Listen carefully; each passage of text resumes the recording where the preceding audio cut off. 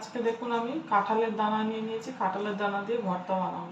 দানাগুলো আমি সব ছাড়িয়ে নিয়েছি, প্রেসার কুকার নিয়ে নিয়েছি, দানাগুলোর মধ্যে দিয়ে দেবো, জল দিয়ে দেবো। প্রেসার কুকারে এটাকে সেদ্ধ করে দেবো। গ্যাস জ্বালিয়ে দিয়েছি, সামান্য একটু নুন দিয়ে দেবো। রসুন আর পেঁয়াজ নিয়ে নিয়েছি, রসুনগুলোকে আমি একটু থেতো করে নিয়েছি। এখন কড়া বসিয়ে দিয়েছি, সর্ষের তেল দিয়ে দেবো।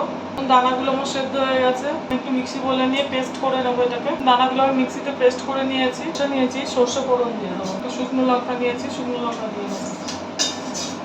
পেঁয়াজ আর রসুনটার মধ্যে দিয়ে দেবো। কাঁচা লঙ্কা কেটে নিয়েছি, কাঁচা লঙ্কাও দিয়ে দেবো। এখন নুন নিয়েছি, নুন দিয়ে দেবো। ভাজা ভাজা হচ্ছে পেঁয়াজটা আমার, তাহলে দানাটা এর মধ্যে দিয়ে দেবো।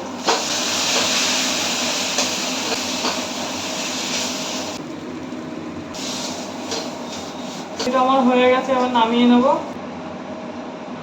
এর উপরে আমি একটু সর্ষের তেল দিয়ে দেবো, কাঁচা সর্ষের তেল। কাঁঠালের ভর্তাটা আমার বানানো হয়ে গেছে। এইভাবে বাড়িতে বানিয়ে করে খেয়ে দেখবেন, ভালো লাগবে। আর আমার চ্যানেলটা লাইক, সাবস্ক্রাইব আর শেয়ার করে দেবেন।